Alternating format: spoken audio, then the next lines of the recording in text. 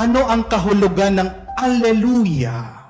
Ano ang ibig sabihin ng glory, luwalhati sa Diyos?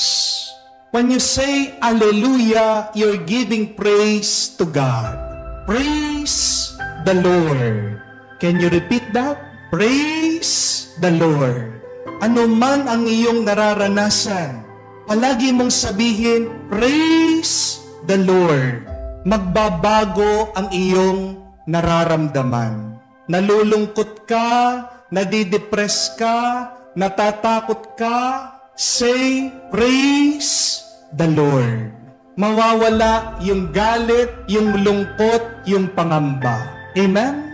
Do not only praise the Lord when you are happy, but it is most important that you praise God, you thank God, despite of your problems. Even if you have challenges, even if you're experiencing negativities in your life, always say, praise the Lord. Alleluia! At may mararamdaman kang masarap, mabuti, at maganda sa iyong kaluluwa. Amen? But the second song, the second shout during Easter time is glory to God. Can you repeat that? Glory to God. What is the meaning of glory? Luwalhati, papuri. Hindi ibig sabihin pag nakakita ka ng liwanag, yun na yung glory. Hindi ibig sabihin may umuusok, mga ulap, yan na yung luwalhati. No. If you read the Bible, and if you try to understand really the word glory from the sacred scripture, you will discover its deep meaning. Napakalalim po ng kahulugan. At anong ibig sabihin ng luwalhati, glory, papuri? It means full expression. Can you repeat that? Full expression. Buong pagpapakita, pamumukadkad ng ganap. And for you to understand that, meron po akong dalang props. Ano po? May hawak po akong prutas. Ano po ang tawag nyo dito? Mansanas. At dito sa platito, meron tuldok, parang dumi. Alam niyo po ba kung ano ito? Buto ng mansanas. Dalawa po ang buto ng isang mansanas. Pero tingnan niyo po, napakaliit. Paano itong tuldok, itong mukhang dumi, naging ito? Di po ba kayo nagtataka doon? And that is amazing. Can you repeat that? Amazing. Ang liit, biglang lumaki. Dito sa butong ito, lilitaw ito. At pag lumitaw ito, galing dito, ang tawag doon, luwalhati. Ang tawag doon, glory. Papuri. Ang buong pamumukadkad. Ang ganap na pagpapakita. That is what the glory of God means. Paano ang kamatayan ni Kristo nagkaroon ng bunga, bagong buhay? It is through the power of God.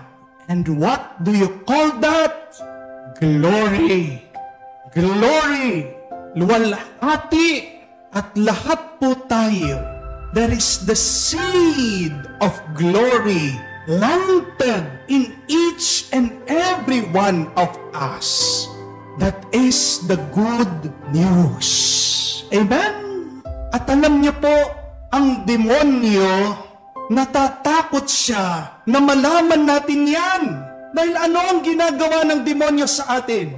Pinipigilan niya na lumitaw ang iyong full potential. Yan ang ginagawa ng demonyo. Sinisiraan ka para hindi mamukadkad, makita, lumitaw ang buong kabutihan at kalwalhatian ng Diyos. Kaya huwag mong papansinin yung mga naririnig mong boses. Di ba madalas may naiisip tayo na, hindi mo kaya yan. Ganyan talaga. Wala ka nang magagawa. Suko ka na. Pabayaan mo na. Ang tanong, saan nanggagaling yun? Hindi nanggagaling yun sa Diyos.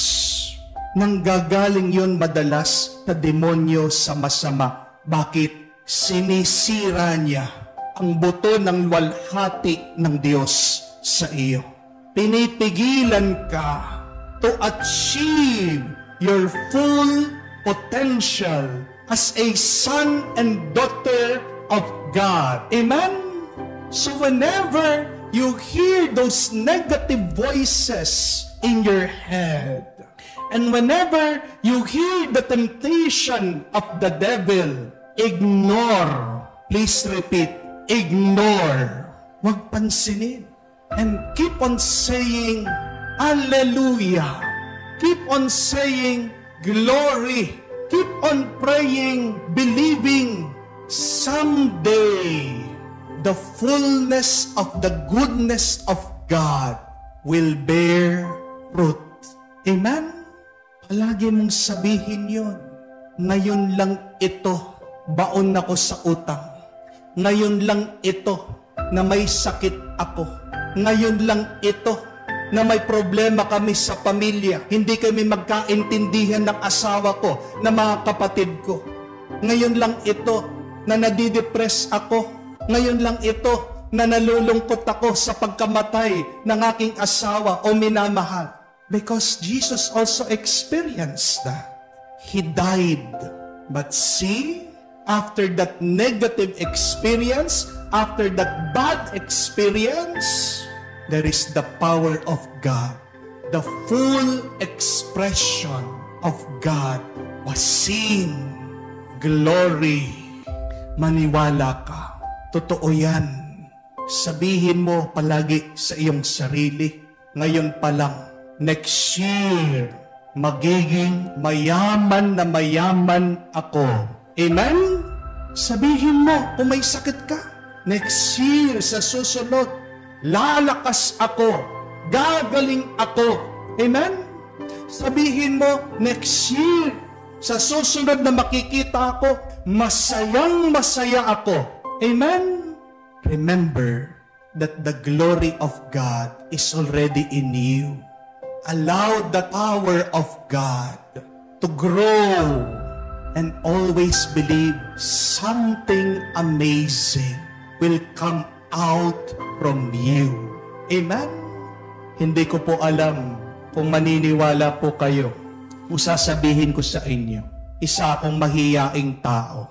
Ako po na palaging naghuhumili, nagsasalita sa harap ng napakaraming tao.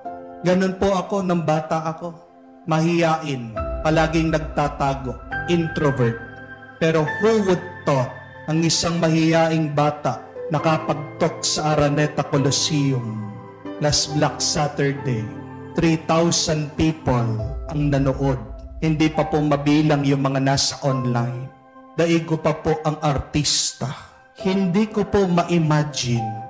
Ako, mahiyaing bata, noong Sabado, noong Black Saturday, nandun ako sa gitna ng Araneta Coliseum, speaking to thousands of people, singing to thousands of people, hindi man nangangatog yung aking mga binti, wala man po nervyos sa akin.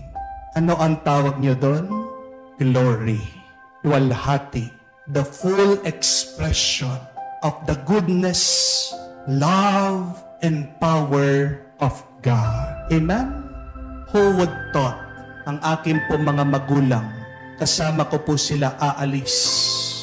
Sila po ay makakapunta sa Europe. Mahirap lang po kami. Wala po silang pera. Hiningi po ng embassy yung bank account nila. Napakakaunting pera. Nag-aalala po ako na ma-deny sila.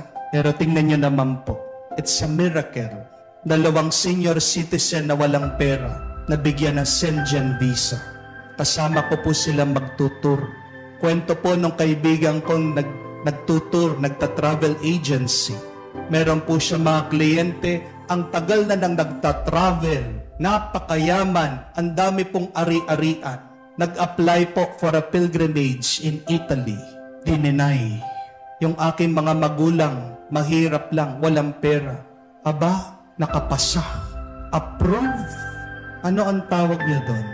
That is glory. Who would have imagined? And that can also be true to you. Believe that.